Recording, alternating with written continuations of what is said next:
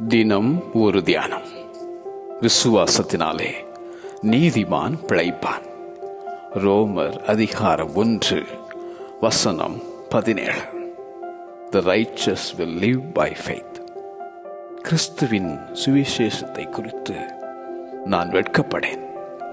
முன்பு யூதரிலும் பின்பு கிரேக்கரிலும் விசுவாசிக்கிறவன் எவனோ அவனுக்கு ரட்சிப்பு உண்டாவதற்கு அது தேவ பலனாயிருக்கிறது என எழுதும் அப்போஸ்தலனாகிய பவுல்.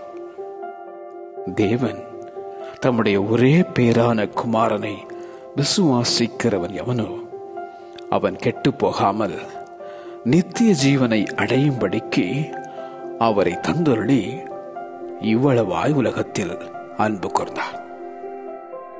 கர்த்தராகிய இயேசுவை நீ உன் வாயினாலே அறிக்கையிட்டு தேவன் அவரை மரித்தோரிலிருந்து எழுப்பினார் என்று உன் இருதயத்திலே விசுவாசித்தால் ரட்சிக்கப்படுவாய்.